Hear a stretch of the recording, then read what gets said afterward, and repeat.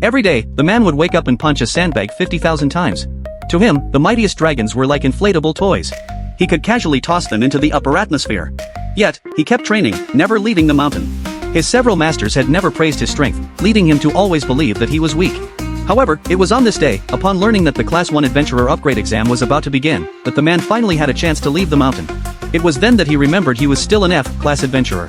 This exam was undoubtedly a great opportunity to test the results of his training. When the man arrived at the exam location, the first test was to measure magical power. By placing a hand on the device, the strength of the light indicated one's magical level. But when it was the protagonist's turn, the crystal ball merely flickered. Seeing this result, the onlookers burst into laughter. Yet, in the next second, the crystal ball shattered. The man had already moved on to the attack power test area.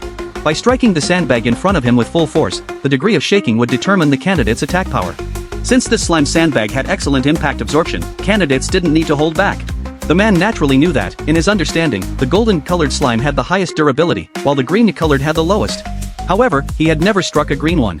In fact, over the past 2 years, he had only struck golden-colored slimes, as required by his master.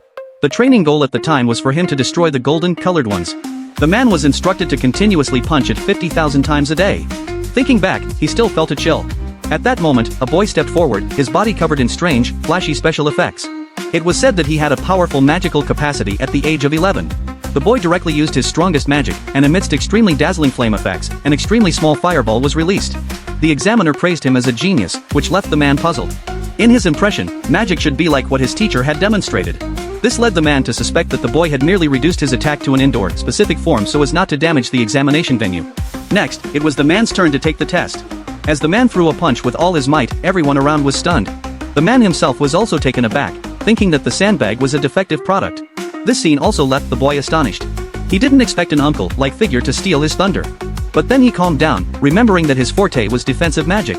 The upcoming defense test would be his strong suit. However, this thought didn't last long. Once the test began, he realized that the protagonist's defense was also incredibly terrifying. He even effortlessly withstood the examiner's strongest attack. This scene was witnessed by a royal paladin who happened to be passing by. He immediately rushed to the examination site. Upon learning that all of this was caused by an F-Class adventurer, he was also stunned. By this time, the man had already completed the exam.